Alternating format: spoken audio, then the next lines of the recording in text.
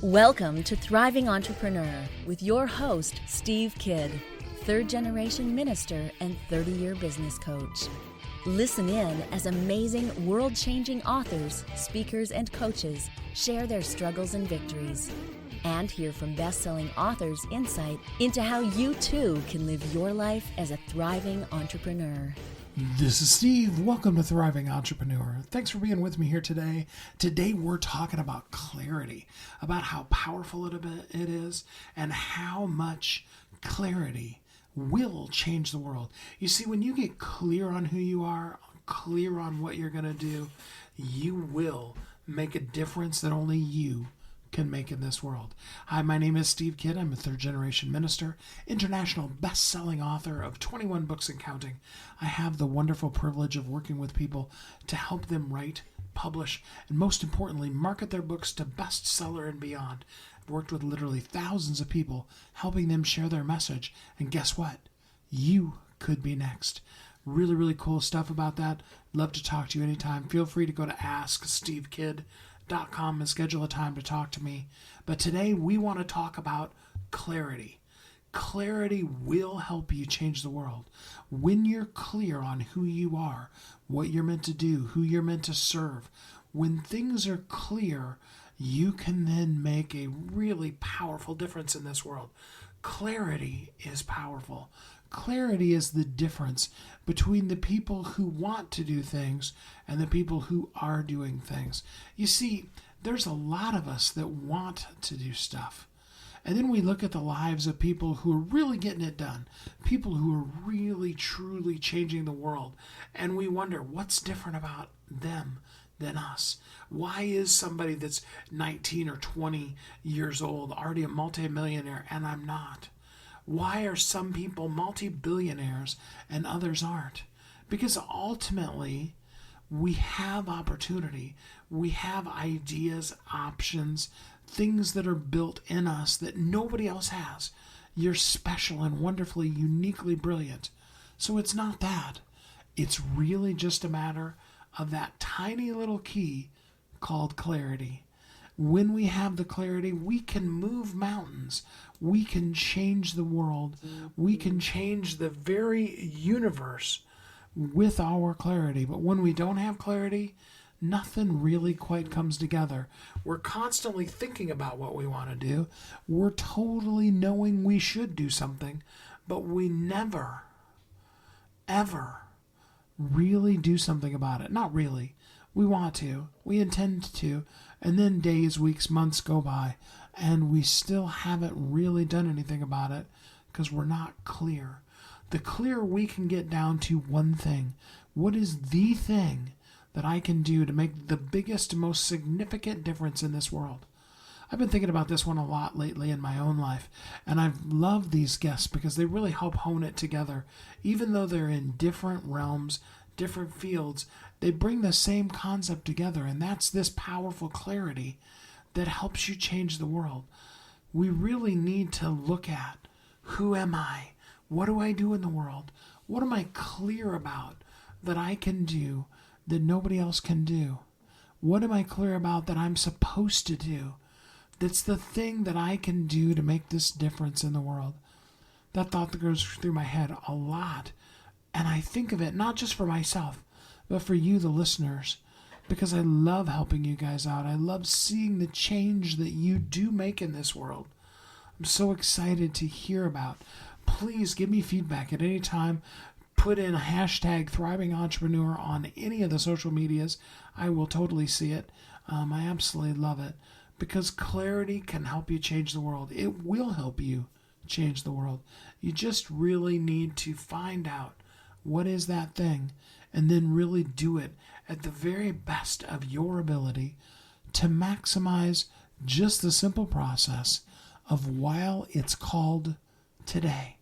Doesn't have to be about forever. Doesn't have to be about everything. It's about being clear and concise and powerful today. So, with that thought in mind, with your ears open, ready to learn, we've got three amazing guests. Let's jump right into it here on Thriving Entrepreneur.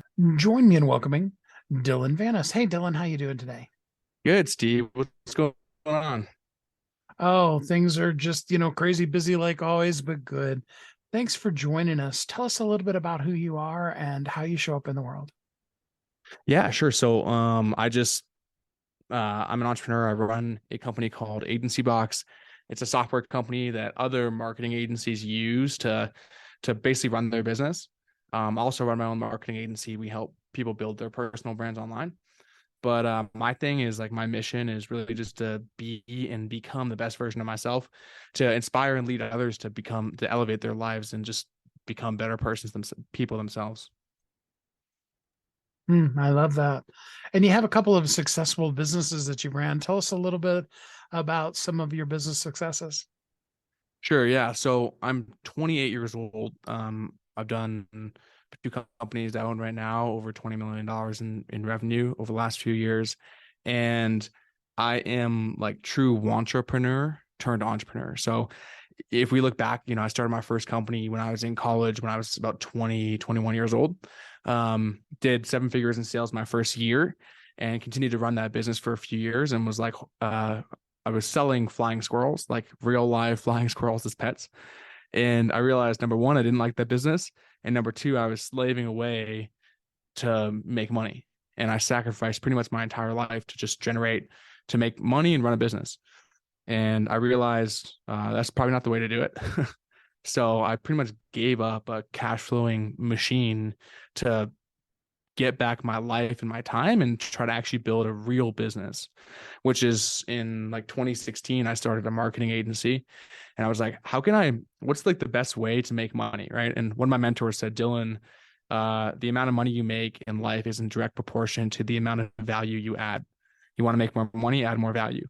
So I said, okay, cool. How can I add an insane amount of value?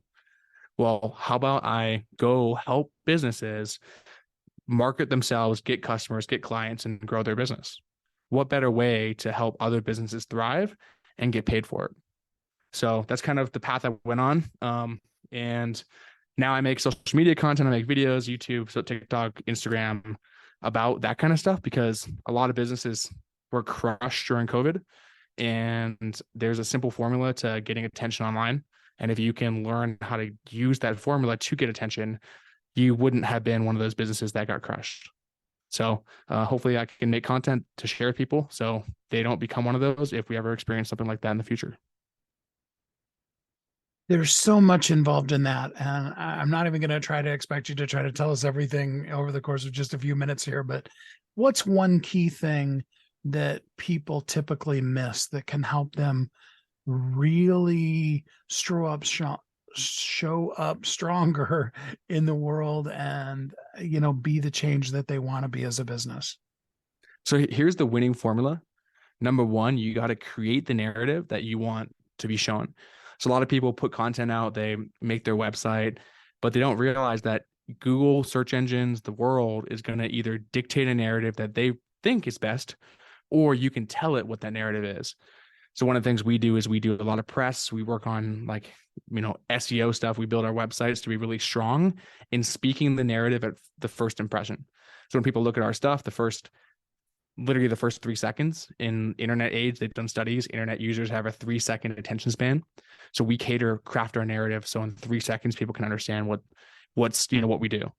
That's step one. Step two is having a way to actually funnel people in an efficient way. So a lot of people, they'll spend all this time building a website that looks beautiful, but it's not crafted to actually drive engagement and leads. You can have the best looking website, but if you don't actually consider how people can turn into buyers, then you're just wasting your money. So on my end, everything we do, every website we build, every funnel we have is we consider how can we drive someone to become a lead, and then we build around that. So just a couple of things there. One, you should always have, if you're a local business, always have a phone number in the top right corners for people to call. You should always have a way for people to email you, or a way to buy if it's something where people can buy online. That's number two. The third and final part of the winning formula online is by actually optimizing things on the back end. So people ask me sometimes, Dylan, can you do like a performance deal where you send me leads and everyone that closes, I'll give you a commission on? And my answer to that is heck no, because if I send you 1,000 of the best qualified leads, but your back end system sucks, I'm not going to end up with anything. So you need to be optimized on the back end. You need to basically call every lead, every single phone number you get. You need someone. If it's not you as the business owner, you need someone else to basically pick up the phone and call that person. Speed to lead is the most important thing. So that's the formula. So you mentioned the concept of having your phone number in the top right-hand corner. Are you proposing that the best way still is to get people to just pick up the phone and call you? We have a really robust sales team at my companies. So, if you give us your phone number, you're probably going to end up either talking to one of my reps or getting a demo in some way. I believe that the human to human connection is never going away. It's the most powerful way, especially in a day and age when everyone's shifting to AI and chatbots and robots. Like if you can just have a real human that can call and understand the client's needs and wants, that you're going to have a lot more success. The problem is that many people have resistance to that. Like think about going through a Yellow Pages, if those still exist, and calling people out of that book. Like most people, the thought of that gets scared. On my end, I hire people that aren't scared of that, and we can contact people and really build that relationship. Well, I love that. For the small business owner, for the person starting out, I love the concept of having your number there. I'm afraid for them because I don't know what I'm talking about. All right. That it's going to ring their phone constantly, and it'll be more than they can keep up with. And people start getting their voicemail and it starts leaving a bad taste in people's mouths. Am I misunderstanding it a little bit here, or? So if that's your problem, that's an amazing problem to have. Most businesses have the opposite problem, which their phone is not ringing. If I could give you a system where you're going to go ahead and actually have people that are lining up to give you money, would you, as a small business owner, be willing to talk to them on the phone for, an hour a day collectively? And that's kind of what that looks like. Now, I'm not saying, especially, let's imagine like a owner operator, right? Maybe they're a small business owner. Maybe they're a home services company or something like that. And the guy's out on the job, and then at the same time, he's trying to answer his phone. Like, I'm not asking you to do that. If that's you and you're busy working, there's a lot of services and solutions out there that will actually answer the phone for you, pre-qualify and vet leads, and then pass them to you. And we're seeing a lot of success right now with, instead of going overseas, we're looking at nearshore talent. So talent in Latin America specifically, because the culture is very similar to the US and Canada. And these people, they have usually thin Latin accents. So you couldn't tell if it's, a Mexican American in California or someone that's in Argentina. And so that's the benefit of Latin America, is it's a lot more relatable than using traditionally. A lot of people move to the Philippines. So there's services out there that you can use that'll actually sit and answer the phones for you, vet the people, and then only pass on qualified prospects to actually talk to you, the business owner. Everything you're saying, I'm totally loving. You've actually driven me to look at my website. And if we weren't talking right now, I'd probably be rewriting my whole website right now. Yeah, which the easiest way to do that now is leveraging ChatGPT.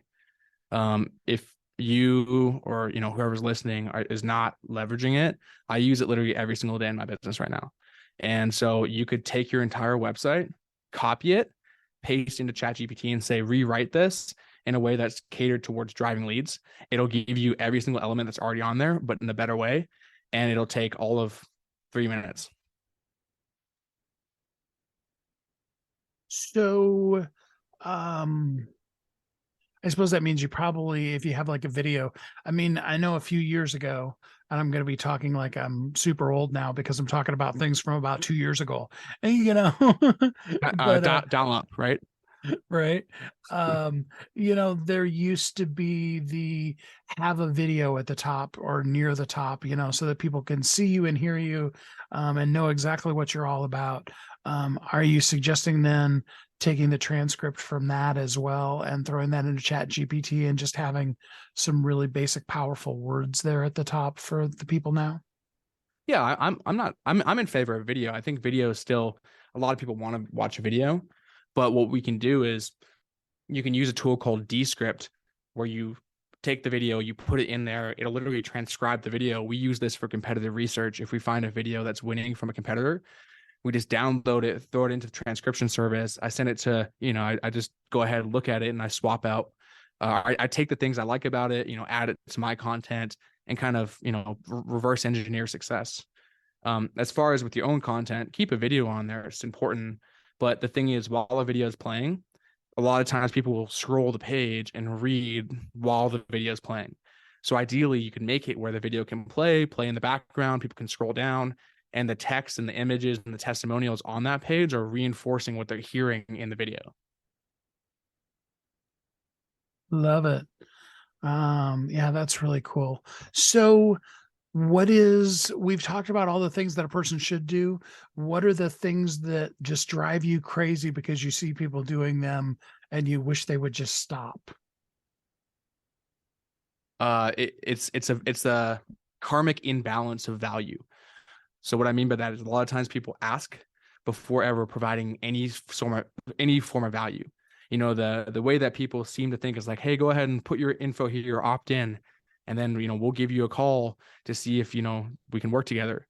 The reality is, in today's day and age, the formula is about adding value first, ask for nothing, and then just wait for people to come to you. And this is a formula that if anyone goes to networking events, is the secret formula, is just show up, meet people, and don't ask for anything. People are going to get confused and start asking you, so what do you do? How can you help me? And it's like, it's the reverse sales script. You're flipping the entire process on its head, and instead of asking, you're just showing up and serving. And so when it comes to online world, add value. Think of how can you add value? I own a software company, and so I give people free access to my software, and free lifetime access to the software. And they could never get that. I give more value for free than most people give for subscriptions of hundreds of dollars a month. That's the secret. So if you're not adding value and you're just asking and taking, that's something that grinds my gears and makes me very frustrated to see online. I love that. People don't care how much you know until they know how much you care. So I don't know about anybody else, but I'd like to talk to you in more detail about this. For people who would like to know more and possibly work with you, how do they get in contact with you? So I kind of like Instagram because everything is kind of monitored by my team. So everything that flows through me, emails and everything else, goes through filters through someone except for Instagram. So if you DM me at Dylan Vanas, DYLANVANAS, or you could also reach me at dylan@dylanvanas.com. Only problem is that will get filtered before it hits me. So if you really want to just hit me personally, Instagram is the best way to do it. Give us some last minute words of encouragement before you go today. I think there's so much going on in the internet world, digital marketing. There's always something new that's happening. And people oftentimes think like, oh, like, how am I going to keep up with this? New algorithms are changing all the time. Like they're pulling their hair out, wondering what the heck they can do. The thing to focus on is what can you do that you can do consistently and scalably. If there's an action that you can't do every single day for the next 5 years, don't do it. Find the thing that you can do. If that's making one post a week, if it's one post a month, one post a day, whatever that system is that works for you, do it scalably, do it for 5 years consistently, and then come back and you will see the results. But where people fail is they stop too soon because it's hard, it's challenging. They didn't see success right away. And which is why 95% of businesses fail in the first 10 years. I love it. Well, Dylan, thanks so much for spending some time with us here on the show today. Yeah, thanks for having me. It's such a great place to start off our show with a great question, very powerful to ask yourself. What is the change you want to be in the world? What are the things that you want to do, the things that you have your company that you want it to do, that you know you're meant to be in the world? What are those things? Write them down. Don't just think them. Don't just kind of sit there and wonder and wish. Really actually take the time for a minute here. Stop. Pause the show. I don't mind. Do it during this commercial break, whatever. Really think about what is the change that you want to be in the world. And then ask yourself the follow-up question, What's the one thing I could do today that would lead me towards that and help me be a thriving entrepreneur? We're going to take our first quick commercial break.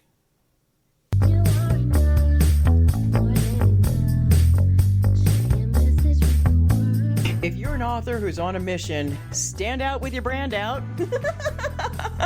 Check this out, guys. Yep, everything's marketing, and marketing is everything. Your existing book can become a best-selling book, or even, hey, like mine, a #1 international best-selling book in 5 days. Listen, if your business isn't known by everybody, it's obscurity, and that's death, right? The same thing is true for your book. If you're not happy with the way your book is performing, you got that far and then it just fell off the face of the planet kind of feeling, go to yourbestsellertoday.com. Schedule a talk with Steve. It's risk-free, it's guaranteed, it's proven. We've done it thousands of times. What are you waiting for? Yes, yourbestsellertoday.com. This time next week, you could have a beautiful seal on your book and get the attention that you deserve. Reach the people that you came to serve. Come on now. What are you waiting for? Grab a pen. Here we go. All you got to do is book a call, yourbestsellertoday.com. Go to yourbestsellertoday.com. Book a talk with Steve. It's proven, it's guaranteed, it's gonna happen. All you have to do is say yes to your destiny.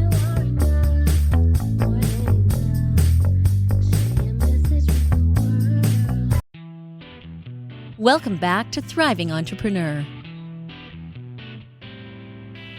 This is Steve. Welcome back.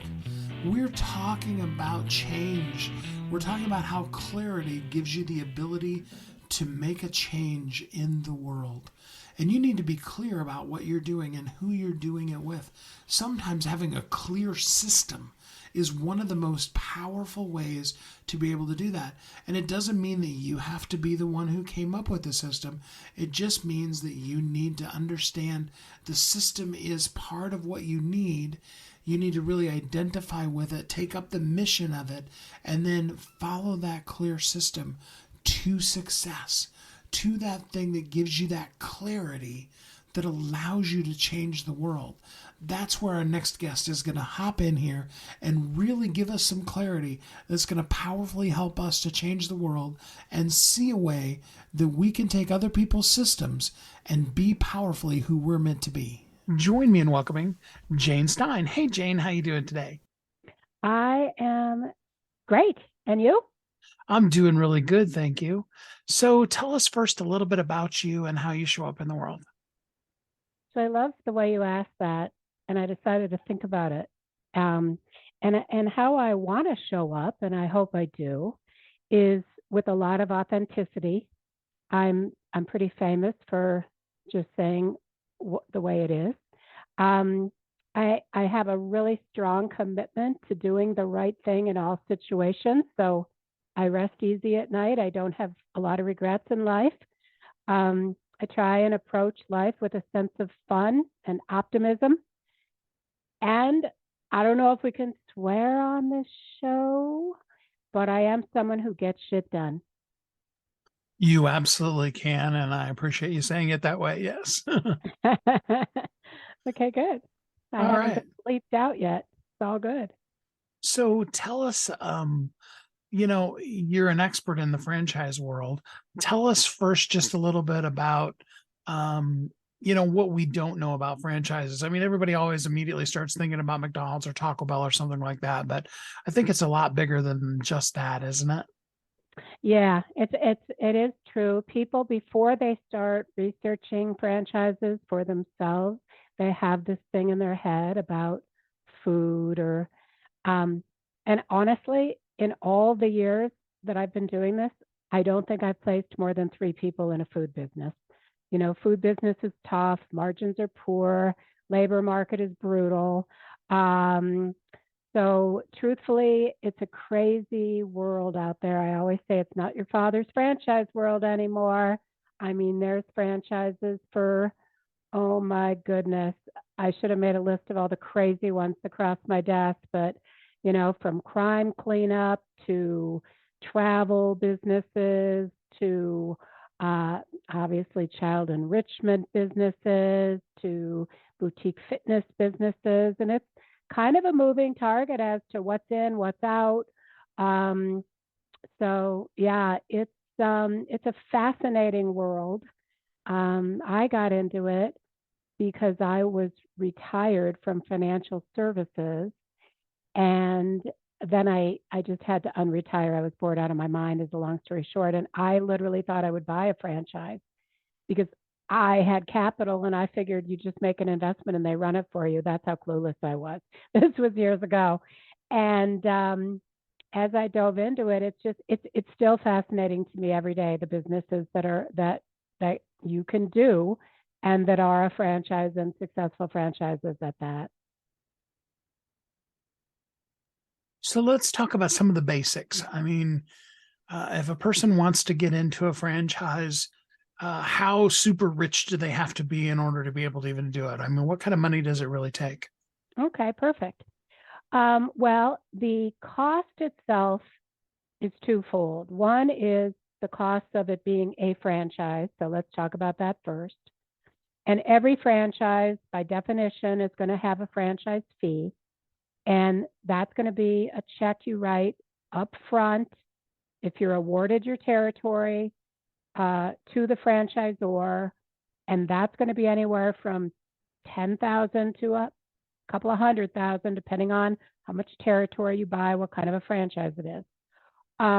Then there's the cost of actually opening your business, which you would incur those costs if it were a franchise or not, right? So if you're opening a restaurant or a gym or a hair salon, there's tenant improvements that you have to make. There's, improving your space. There's equipment.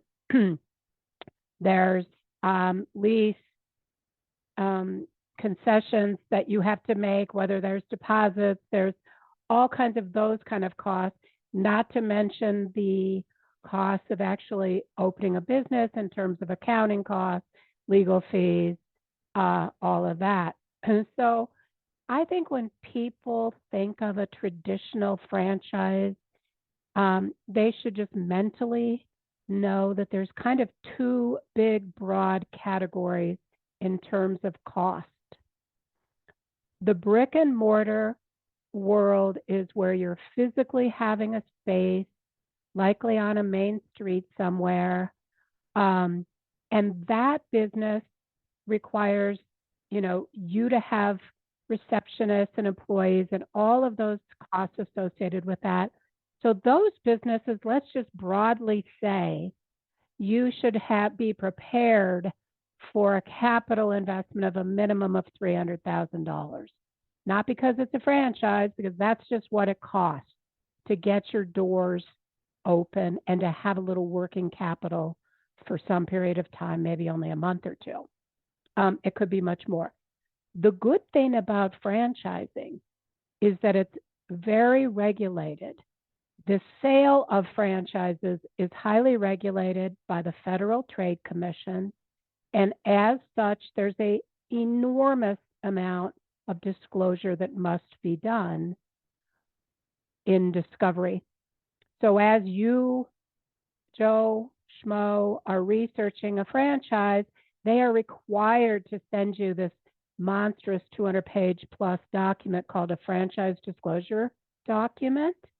And in there is going to be a section right up front, which is a chart that sort of identifies all your possible costs in getting open. And it's in terms of a range. And that is a range that they have determined from surveying their existing franchisees. So they go up every year, those costs, or they have been. And they have another chart that identifies all the ongoing fees. So brick and mortar, in answer to your question, yes, you're going to go borrow money, or you're going to use some of your 401k, and we'll talk about that if you like, or you're going to use your self funds and family, but $300,000 minimum on up. The other big broad category besides that is, they're generally referred to as home-based businesses, but literally you're not sitting at home. They're businesses where you open an office somewhere, in a warehouse somewhere, or in an executive suite somewhere. And maybe you start out with one employee, maybe you start out with no employees. and there's a whole big category in there. I don't want to go on and on, but those businesses you can launch with as little as $50,000. So I would say everything in between. Okay, good to know. So what is the one thing that you wish people knew before they came to you and started talking about franchising? I guess I wish that they really understood, and I've heard other guests on your show talk about this, of the grit that will be involved in starting any business, franchise or not. And I do educate them about that. And they're going to hear that anyway as they speak to other owners, because that's part of the traditional discovery process, is that you speak to other franchise owners who, again, have to be disclosed in that disclosure document. So I guess that's one thing I wish they knew. I wish they knew that franchises, like doctors, are good and bad, and there's an awful lot of them out there, and that the information that you can find on the internet is very, very sparse, for one thing, and often inaccurate. So there's really only one way to do the franchise due diligence properly, and it's time consuming, because it's a little archaic, in that there's just not a lot of good, valuable information to be found on the internet unless you're extremely resourceful. Oh, and so I guess I would add, and this is, of course, shameless self-promotion, but what I wish they knew is that they should get a franchise consultant. It costs you nothing. The compensation model is very much like a real estate broker. I'm paid by the franchisor if and when there's a placement. You can't get it cheaper to go direct like you can sometimes in real estate. If you reach out to XYZ franchise and you don't have an expert on your side, you're still going to pay the exact same fee. So why not get the support, hopefully good advice, hopefully neutral sounding board that a good franchise consultant can bring? I'm not in the business of selling franchises. They have development teams that do that.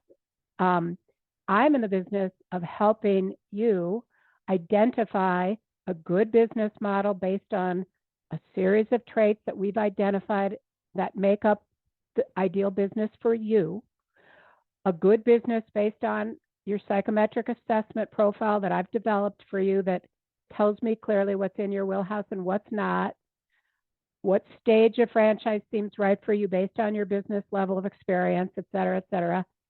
And so why not have all this advice and support through the process? I am frequently the first one to tell clients as they're going through, this is a red flag, let's walk away.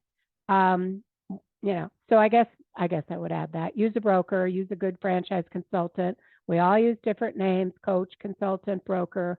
That's the same animal. And if you don't communicate well or like the one you're working with, find another one.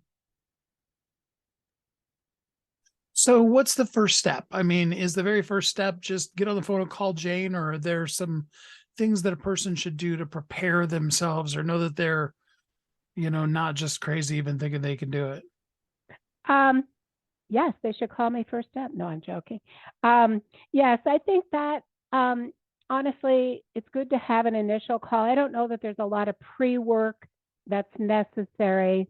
I suppose I would say make sure you have, I don't know, my standard talking point is build up to the point that you have at least 50 to 75,000 in liquid capital, not in a retirement account, sitting in a checking account, could be in stocks and bonds because those are liquid if you're willing to sell them. And make sure you've taken a good hard look at your finances and understand what it is you need to pay your bills, and all of that. And And then we just start with just a very, very easy opening conversation.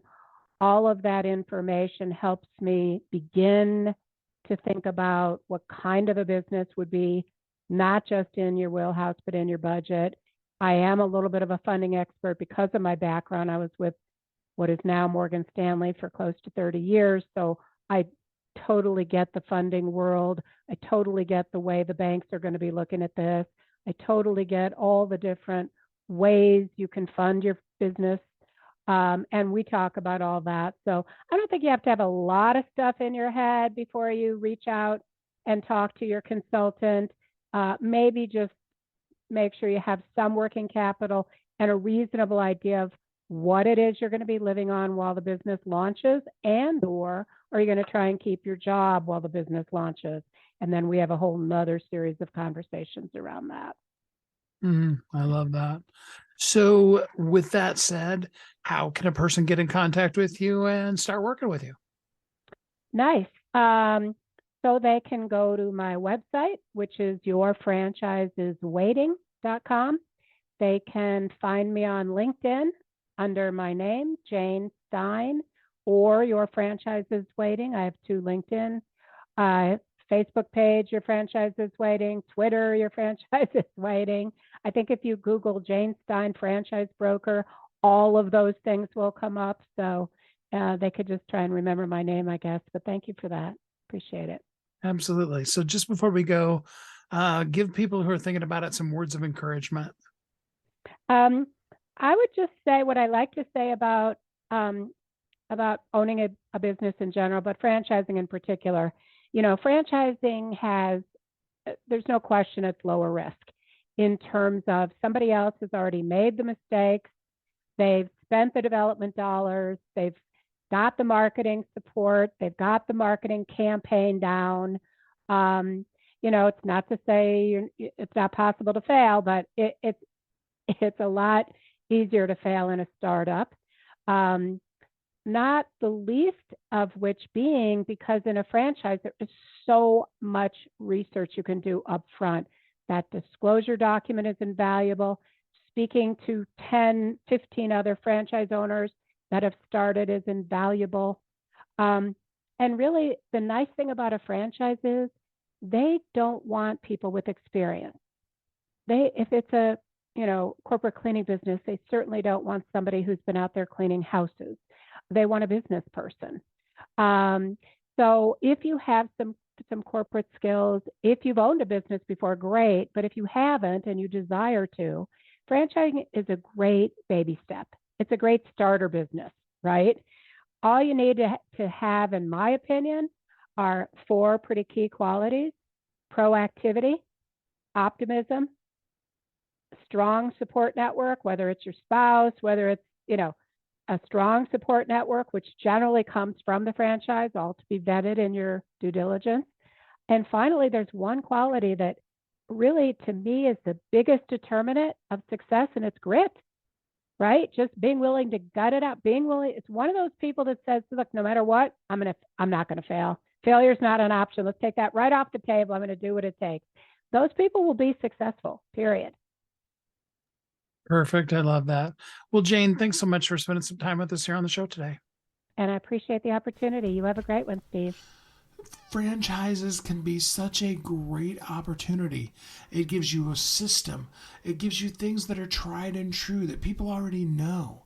It gives you that powerful clarity to then go out and do those things that you're meant to do in the world. You just need to find a franchise that is something that is what you want to do. It doesn't mean necessarily that, you need to run a McDonald's. Maybe it's a cleaning service. Maybe it's something that you can do from your home. Maybe it's something that involves you moving to someplace new. And you need that in order to have that powerful clarity. But the one thing I know for sure, and that's that this franchise concept will really, really allow you to have a system that gives you the clarity to be the change that you're meant to be in this world. Let's take another quick commercial break. We'll be right back here on Thriving Entrepreneur.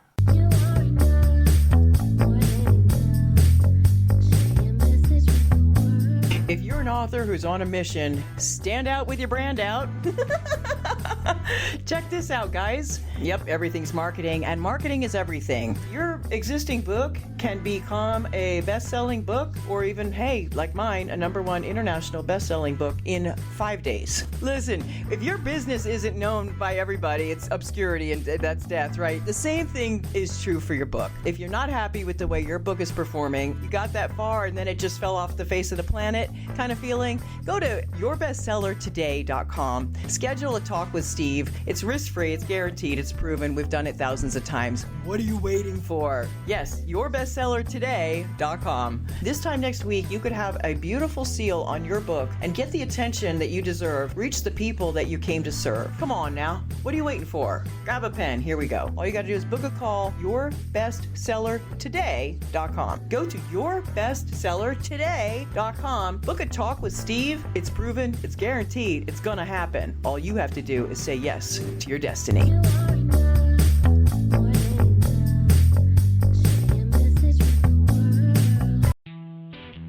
Welcome back to Thriving Entrepreneur. This is Steve. Welcome back. We're talking about that powerful clarity that changes everything. How clarity can help you change the world, make a difference that only you can make in this world. Now, there's one other thing that you need in clarity, and that's where I love this last guest is going to come in and help us out. And that's discovering what are the things that are holding us back. What are the purposes for what we need? We need to really understand. We need to be clear. So I saved this last guest for us so specifically we can talk about, okay, how do I find my clarity? How do I know what my what is? And then how do I do it? How do I show up in a way that makes the difference that only I can make? Because clarity is powerful. Clarity will help you make the difference in this world that only you can make. And I'm so excited to hear about it. Again, hashtag Thriving Entrepreneur. If you've come up with some ways that you should be clear, that you can be clear, and that now you're going to be clear in all that you do. So with that said, let's talk about some very specific ways that our business can find some clarity as we talk to our next guest here on Thriving Entrepreneur. Join me in welcoming Jeremy Stevenson. Hey, Jeremy, how you doing today? Fine, Steve. Thanks for having me. I appreciate it. Yeah, thanks for being here. We appreciate it. So tell us a little bit about you and how you show up in the world.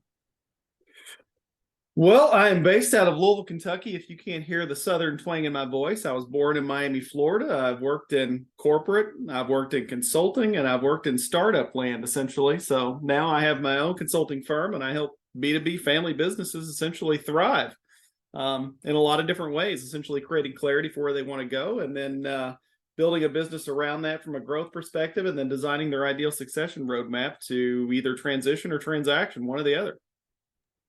Perfect. I love that. So what are some of the kind of things that are typical that you're helping businesses with? A lot of it, I can tell you, is basically creating clarity around where they're trying to go in their journey. So, I mean, the two things that usually get me involved in a family business or a business in general is, they've aced the space they're in. They're trying to evolve to that next level of success, and they've been unsuccessful in doing that. And a lot of times it's just because certain revenue thresholds, you really do have to evolve the business and restructure it to be able to scale to that level. And that's really hard to do sometimes when you can't see the forest through the trees. And the other side of it really is that gets me involved is the owner that is 40s, 50s essentially, and then figures out at one point they lift their head up and say, I'm going to have to transition this business, and I don't know how to maximize the value. I don't know how to optimize it. And I don't know what that succession roadmap needs to look like, essentially. So, it's those are the two scenarios that usually get me involved. What I see a lot, honestly, it's we're going to grow, or we're going to go buy something essentially to figure out how to find growth. But a lot of times you need to look internal and optimize what's inside the four walls before you start going external.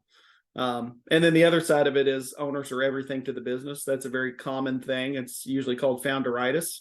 Or I should say it's the terminology that I use, and it's not just me that utilizes that. I don't know if it's actually a Webster dictionary version there, but nonetheless, it's owners that cannot step away, which is fully understandable because, if you create your baby, which is 99% of my clients, it's, you spend your life essentially building that up with blood, sweat, and tears and scaling it and living in that world. It's very hard to let go. And I can tell you that one of the primary things of everything that I do for a business, from, clarifying goals and growing it and tearing it apart to optimize it and creating different structures, is literally moving the owner from operator to an overseer so that they can figure out what their next chapter in life is while they still control the business, because that is needed regardless if they're trying to do a legacy business, which means passing it to their family or keeping it in the family, or it's also needed if you're going to try to create an exit, basically, because you really need to create that independent asset with structure that creates value. So some buyer will actually look at that and say, that's what I want,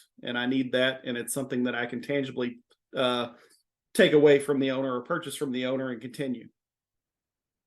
I love that. So, really at the end of the day, it boils down to all the systems that we don't create. We're going to eventually have to, or it's going to run into a problem eventually. Yeah, you can pretty much pull a business apart, and that's kind of almost the easiest part of this journey is tearing a business apart from a structure, tech, systems, process, talent perspective.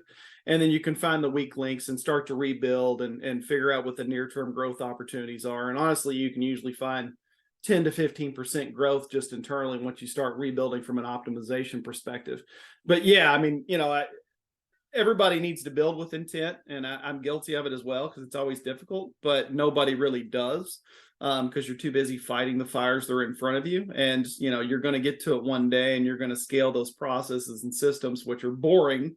They're not sexy, but unfortunately, if you really want to create a business that can stand the test of time, and you can pass along, and you can hand over to somebody else, the systems and processes are really important, as is structure, basically, from a leadership perspective. That goes to onboarding as well. So you've got to create a leadership structure that is empowered to make decisions. So again, taking the power away from the owner, so that everybody doesn't look at that person when something comes up. And then the other side of it is the opposite side of it is the onboarding perspective. You need a standardization process for that. So those are opposite ends of the thing, of the spindle, but they're both equally important. And then of course you've got all the meat and potatoes in between, essentially, to what your point was, all the systems and processes that make up the business that need to be in place, that need to be evolved with the business as it grows, scales. And of course, then you need to streamline. So yes, to your point, all the old habits do come back to haunt us. Absolutely. Well, and I think a lot of times we want to hire somebody in to magically create and discover systems that we've never created, implemented, or even intended ourselves. No, you're absolutely right. I'm not a miracle worker, and I'm also not a jack of all trades. And I tell every client or prospect that I have a loose team of individuals across the country that fit into each of these engagements, because I can tell you every time I talk to a family business owner is my target audience. And anytime I talk to a business owner, but definitely a family business owner, I already know what the story is going to sound like. For the most part, I know what the pivotal points are going to be, and you need different professions to be able to jump in at different times during these engagements. So whether or not it's high-end insurance, or you need a wealth advisor, you need a estate and trust attorney, a tax mitigation CPA. All these people essentially fill in. And you're right, nobody has all the different answers, but you can certainly bring somebody in to quarterback some of it.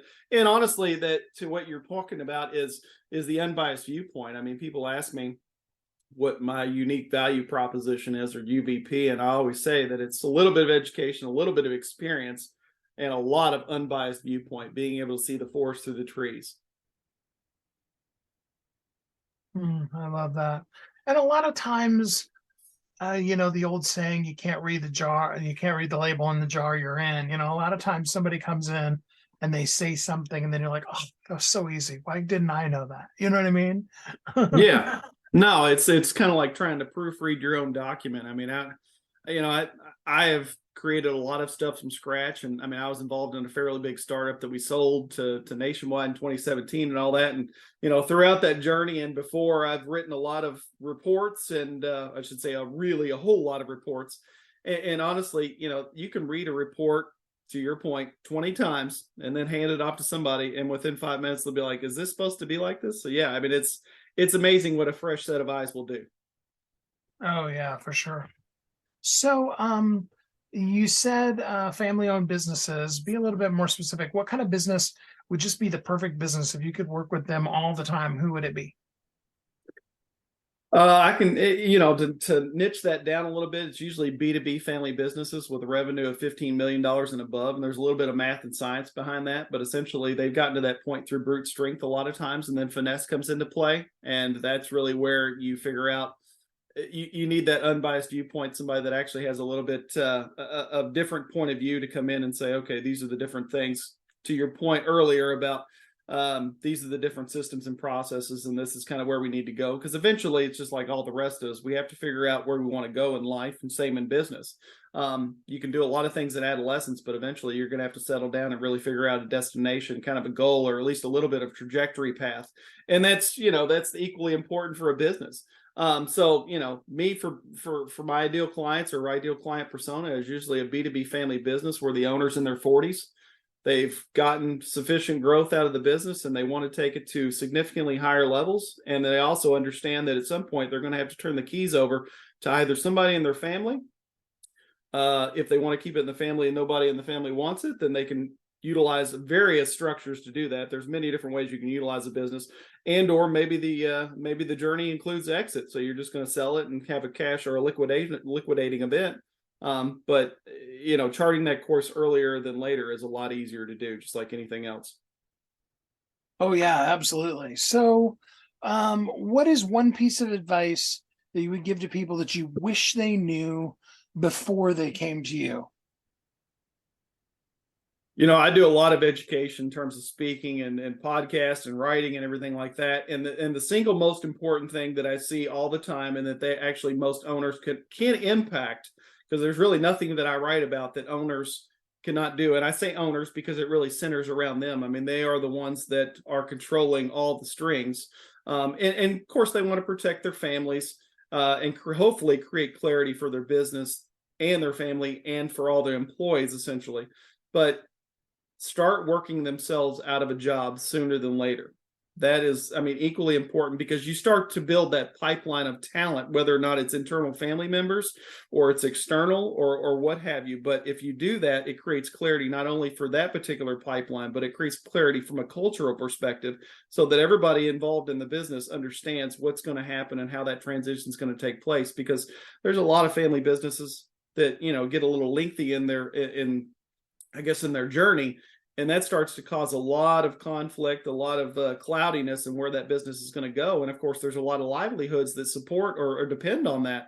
So, if you can create clarity for everybody involved, not only just the owners and the families, but the employees as well, it will definitely crisp up and get everybody engaged and understanding and on the same page. So founders, work yourself out of a job, basically. Figure out how to become an overseer and not an operator, and empower your leadership team. And then that pushes on down essentially throughout the organization.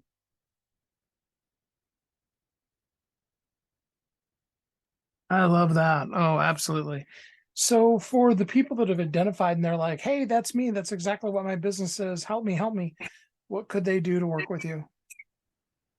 They can send me an email if they'd like, or they can contact me on LinkedIn, essentially. So, it's Jeremy Stevenson, and I own iBridge Global Partners. My website is actually under development, so the version 2.0 essentially is I can't send them there. Otherwise, I would send them to www.ibridgeglobalpartners.com. And that will be available probably within, 5 weeks. But basically give me a call, 502-741-7852. Send me an email, jstevenson@ibridgeglobalpartners.com, or look me up on LinkedIn. I love it. Well, leave us with one more piece of really good advice before we go today. The one piece of advice that I've learned in my career, essentially, when you're trying to build a business is, and think about this earlier than later as everything, because obviously time is our best friend in almost every circumstance in our life. Think of the business as 5 times the size that it currently is. And I mean that from a systems process perspective, basically. What you want to do with it. It won't make any sense when you're actually, the 3-man team that's trying to do everything you can from a blood, sweat, and tears perspective to make the business work and get clients and mature everything inside of it. But if you can think of it and design it initially from a 5x perspective, that will save you a lot of headaches in the future, because it will begin to make sense once you start to grow a little bit, scale a little bit, and then basically you just kind of grow into your shoes. Well, I love that. Jeremy, thanks so much for spending some time with us here on the show today. Thank you very much, Steve. I really appreciate you having me on and enable me to talk to your audience a little bit.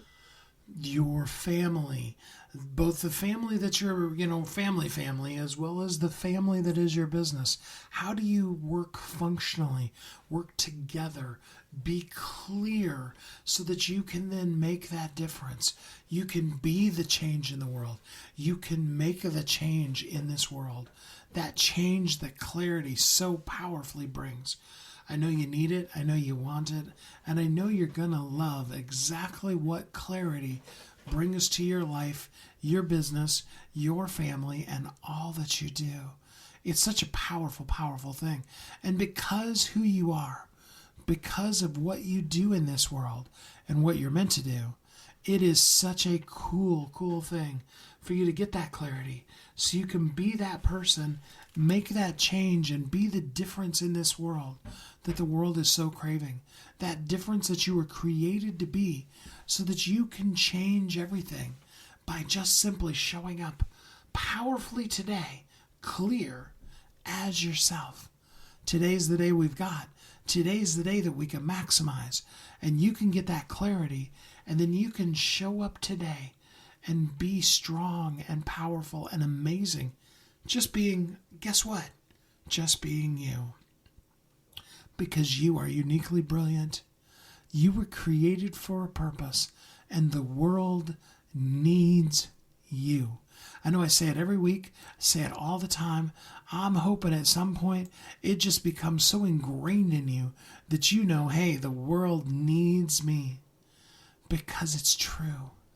I want you to know it, own it, and live in it now and forever, so that you can then, you'll want to find that powerful clarity, live in it, be the change that you're meant to be.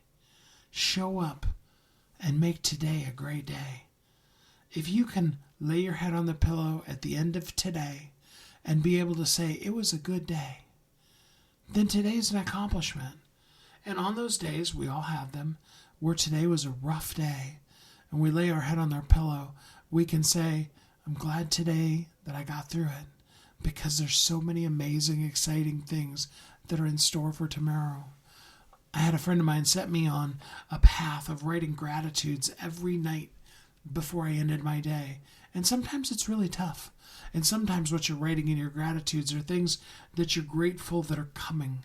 You call into the universe things to be grateful for, when sometimes it feels like there's not a whole lot to be grateful for. It's a great practice, and it really allows you to create gratitude in your life. It helps you be clear on what you really truly are grateful for, and then you can wake up the next morning ready to be the change, ready to make the difference, ready to live as a thriving entrepreneur. Until we're together again next time, I hope that you're happy, safe, warm, and loved, and have a great week. Thanks for listening to Thriving Entrepreneur today. If you want to get your question answered, send an email to questions@wehelpyouthrive.com. We look forward to you joining us again next time.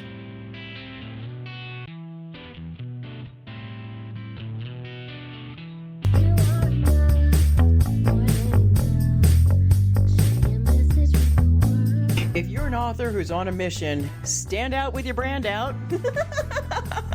Check this out, guys. Yep, everything's marketing, and marketing is everything. Your existing book can become a best-selling book, or even, hey, like mine, a #1 international best-selling book in 5 days. Listen, if your business isn't known by everybody, it's obscurity, and that's death, right? The same thing is true for your book. If you're not happy with the way your book is performing, you got that far and then it just fell off the face of the planet kind of feeling, go to yourbestsellertoday.com. Schedule a talk with Steve. It's risk-free, it's guaranteed, it's proven. We've done it thousands of times. What are you waiting for? Yes, yourbestsellertoday.com. This time next week, you could have a beautiful seal on your book and get the attention that you deserve. Reach the people that you came to serve. Come on now. What are you waiting for? Grab a pen. Here we go. All you got to do is book a call. Yourbestsellertoday.com. Go to yourbestsellertoday.com. Book a talk with Steve. It's proven. It's guaranteed. It's going to happen. All you have to do is say yes to your destiny.